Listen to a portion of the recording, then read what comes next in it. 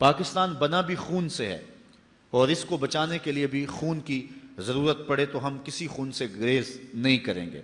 10 لاکھ شہیدوں نے اس وطن کے لیے خون پیش کیا ہے، 10 لاکھ شہیدوں کا خون اس کی بنیادوں میں پڑا ہے۔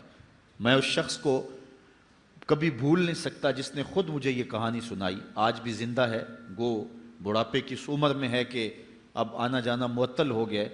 اس نے کہا کہ ہم جب پاکستان کے لیے سفر کر رہے تھے، راستے میں سکھوں نے یلغار کی اور ہمارا مختصر سا قافلہ تھا، کماد کے کھیت میں چھپ گیا۔ باہر سکھ بو سونگھ رہے تھے کہ شاید یہاں کوئی چھپا نہ ہو، ہم نے اپنے دم جو ہیں وہ دبائے ہوئے تھے۔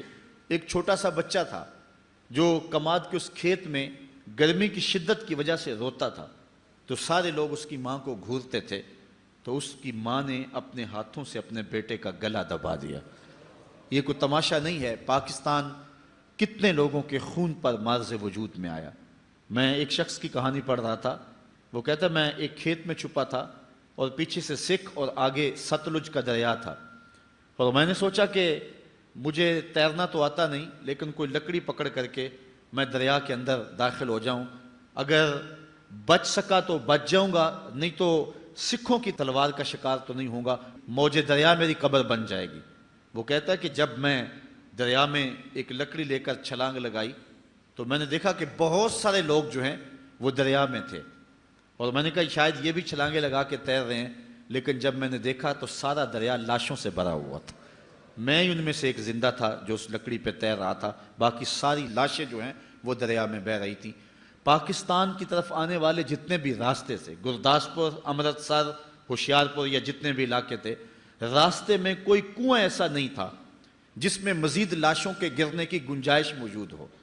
ہندو لوگ اور جو سکھ لوگ بیٹیوں پہ اور عورتوں پہ حملہ آور ہوتے اور وہ اپنی آبرو بچانے کے لیے ان کنوؤں کے اندر چھلانگ لگا دیتی، اور بہت ساری عورتیں اس وقت ان کے نرغے میں اور ان کے ہتھے چڑھ گئی تھیں، اور آج تک جو ہے وہ ان کے بیٹوں کی مائیں ہیں۔ کچھ وقت قبل پاکستان کا ایک فوجی انڈیا کا بارڈر کراس کر جاتا ہے کشمیر کی جانب سے، وہاں کے مقامی لوگوں کو پکڑ لیا اور سمجھا کہ یہ کوئی سمگلر ہے، گھر میں قید کر دیا کہ صبح ہوگی تو اپنی ملٹری کے سپرد کریں گے۔ وہ کہتا ہے کہ میں کمرے میں قید تھا کہ رات کا پچھلا پہر ہوا تو مجھے ایک سایہ سا دکھائی دیا، میں نے نظر اٹھا کے دیکھا تو ایک بوڑھی عورت کھڑکی پہ کھڑی تھی اور بڑے غصے اور نفرت سے میری جانب گھور رہی تھی۔ میں نے اٹھ کے کہا کہ کیا ماجرا ہے؟ تو اس نے بڑے غصے سے کہا ہم نے تمہیں پاکستان اس لیے بنا کے دیا تھا کہ وہاں تم سمگلنگ کرو۔ کہتے ہیں میں نے اس کو کہا پہلی بات تو یہ ہے کہ میں سمگلر نہیں ہوں، میں فوجی ہوں، دوسری بات یہ ہے کہ پاکستان تم سکھوں نے کب بنایا تھا؟ تم نے تو پاکستان بنتے ہوئے جو قیامت توڑی تھی وہ ہم بھول نہیں سکتے۔ ماؤں کی گود سے بچے چھین کر سیک کر پان کی نوک پہ چڑھاتے اور پھر ان کو پٹک کے زمین پہ مارتے اور بچے کا پیٹ پھٹ جاتا اور ہڈیاں ٹوٹ جاتی، لیکن ماں کیا کہتی؟ پاکستان کا مطلب کیا؟ لا الہ الا اللہ۔ تو کہا تم نے تو اس وقت بڑے غضب ڈھائے تھے، تم نے پاکستان کب بنایا تھا؟ تو اس خاتون نے جو جواب دیا وہ سنو۔ اس نے کہا کہ جب پاکستان بنا تو اس وقت بہت ساری بیٹیاں اٹھا لی گئیں، ان بد نصیب عورتوں میں سے ایک میں بھی ہوں، اور اب ان کے بیٹوں کی ماں ہوں۔ میں تجھے ایک بات کہتی ہوں، اگر تمہارا کسی طرح چھٹ کے پاکستان جانا ممکن ہوا تو پاکستانی قوم کو یہ میرا پیغام دے دینا، وہ یہ کہ پاکستان اتنا مقدس ملک ہے، اس سے کوئی غداری اور بے وفائی نہ کرے، خیانت نہ کرے۔ میرے بچوں کو جب بخار آتا ہے تو میں پاکستان کا نام لے کے دم کر دیتی ہوں، اللہ شفا عطا فرما دیتا ہے۔ یہ اتنا معزز اور اتنا معتبر ملک ہے، تو یہ پاک دھرتی ہے، یہ مقدس جگہ ہے۔ مدینہ طیبہ اور حرمین کے بعد مقدس ترین جگہ جو ہے ہم پاکستان کو سمجھتے ہیں، اور یہ وہ سرزمین ہے کہ جس نے اسلام کی نشہ ثانیہ کے لیے بنیادی پلیٹ فارم بننا ہے۔ پہلی بات تو یہ کہ اس دھرتی سے حضور علیہ السلام کو خاصی محبت اور انس تھا۔ ایک روایت جس کو امام حاکم نے اپنی مستدرک میں روایت کیا ہے کہ آقا کریم علیہ السلام کو اس دھرتی سے، اس جگہ سے جو پیار کی کہانی ہے اس کو حضرت اقبال نے ایک جگہ بیان کیا کہ میرے عرب کو آئی ٹھنڈی ہوا جہاں سے، میرا وطن وہی ہے، میرا وطن وہی ہے۔ تو حضرت علی روایت کرتے ہیں اطیب ریح فی الارض الہند، سب سے مقدس خوشبو جو محسوس کی گئی وہ ہند کی خوشبو تھی، سب سے زیادہ طیب اور ستھری، اور یقیناً اس دھرتی سے ہی غزوہ ہند لڑا جائے گا، جس کی بشارت میرے اور آپ کے آقا و مولا حضور نبی رحمت صلی اللہ علیہ وسلم نے دی۔ کتب احادیث کے اندر کتاب الجہاد میں باب غزوۃ الہند موجود ہے، جس میں مختلف احادیث میں مختلف اصحاب سے مروی روایات موجود ہیں، اور ان میں اس غزوے کی بشارت دی ہے، بلکہ اس کو بہترین غزوہ قرار دیا گیا ہے۔ حضرت ابو ہریرہ رضی اللہ تعالیٰ عنہ فرماتے ہیں وعدنا رسول اللہ صلی اللہ علیہ وسلم غزوۃ الہند، حضور علیہ السلام نے ہم سے غزوہ ہند کا وعدہ فرمایا ہے۔ اور اب حضرت ابو ہریرہ کے اپنے لفظ سنیے، فَإِنْ أَدْرَكْتُهَا أُنْفِقُ فِيهَا نَفْسِي وَمَالِي، کہا اگر میں اس غزوے کو پالوں تو میں اپنا سارا مال اور جان قربان کر دوں، اور اگر وَإِنْ قُتِلْتُ كُنْتُ أَفْضَلَ الشُّهَدَاء، اور اگر میں شہید کر دیا جاؤں تو پھر میں افضل الشہداء کہلاؤں۔ یہ حضرت ابو ہریرہ رضی اللہ تعالیٰ عنہ کی آرزو ہے۔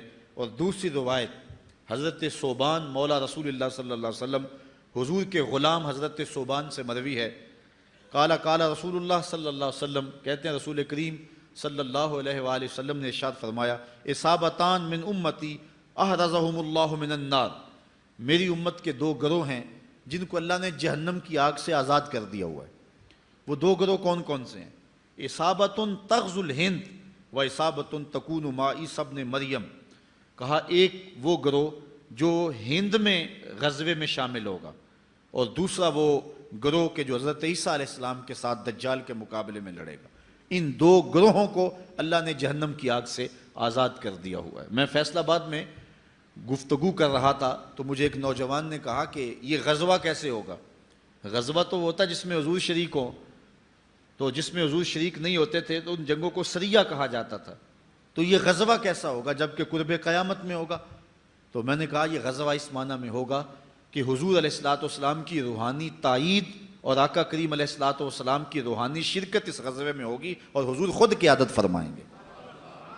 اور آقا کریم علیہ الصلوۃ والسلام نے اس وطن کے ساتھ اپنی محبتوں کو، اپنے پیار کو کئی مواقع پہ ظاہر فرمایا ہے۔ جن دنوں کے اندر 65 کی جنگ لڑی گئی ہے، کچھ لوگ جو مدینہ المنورہ میں حضور کے روضے کے آس پاس جھاڑو دیتے ہیں، انہوں نے باقاعدہ خواب دیکھے جو بعد میں بیان کیے اور پاکستان کے مختلف جرائد اور اخبارات میں چھپے کہ 5 لوگ مواجہ شریف سے روضہ انور سے نکل رہے ہیں اور جنگی لباس پہنا ہوا ہے۔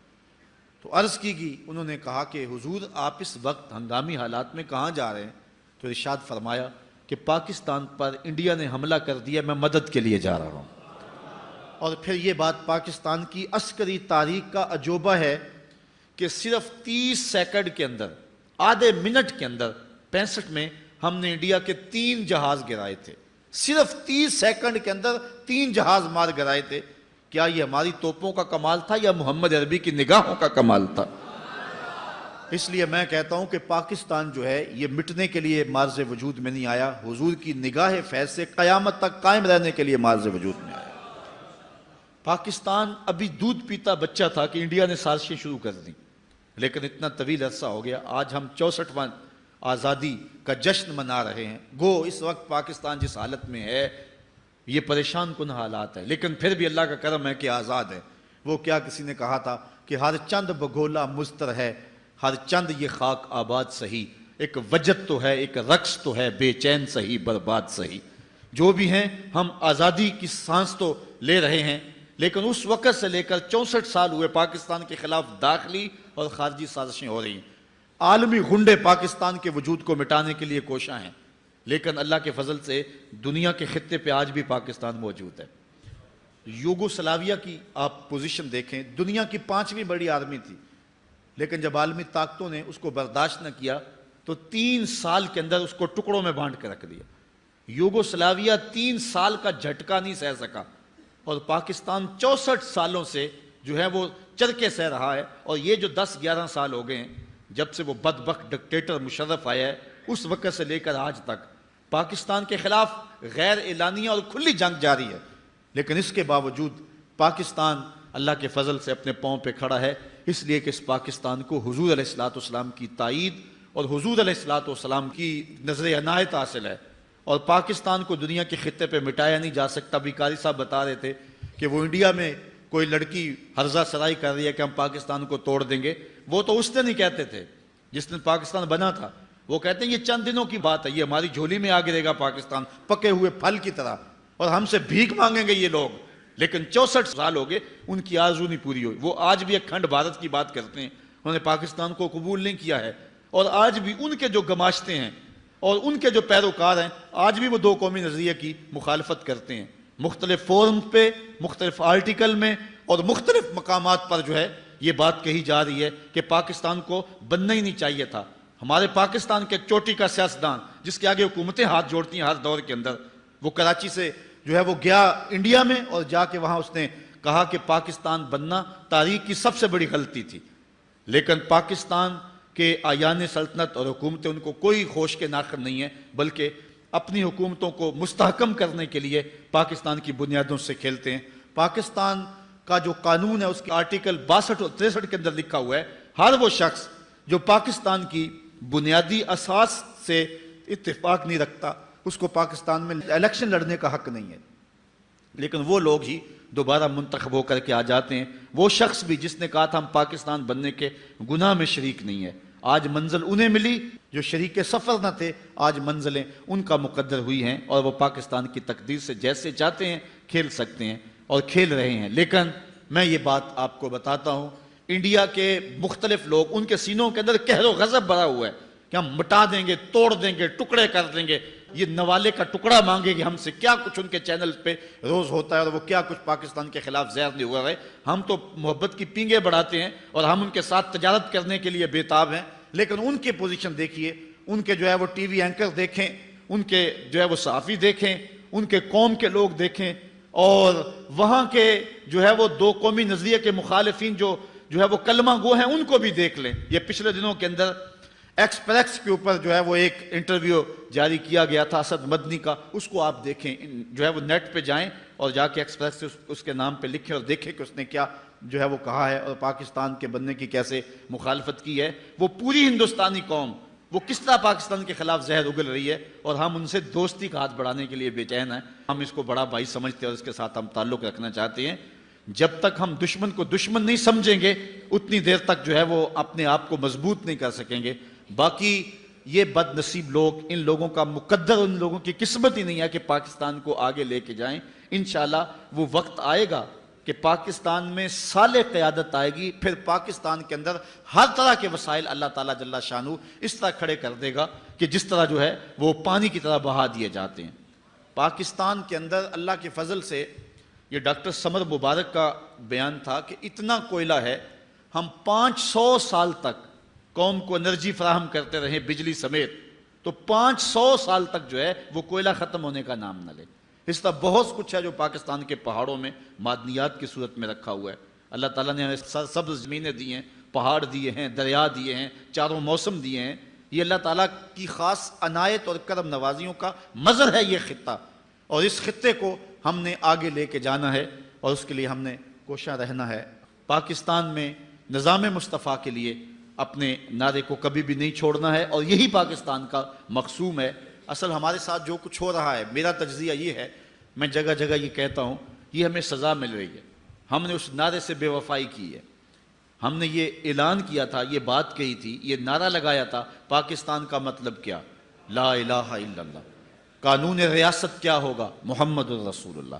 لیکن آج ہم وہ نعرہ چھوڑ چکے ہیں، ہم وہ نعرہ نہیں لگا رہے، نہ کسی سیاسی جماعت کے پاس وہ نعرہ رہا ہے، اور نہ ہی ممبر و محراب سے اس زور سے وہ نعرہ لگایا جاتا ہے جس زور سے ماضی میں وہ نعرہ لگایا جاتا تھا۔ اور اس کی سزا یہ ہے کہ ہمارے اوپر نااہل، بدبخت اور لٹیرے اور ڈاکو قسم کے حکمران ہر دور میں مسلط کر دیے جاتے ہیں۔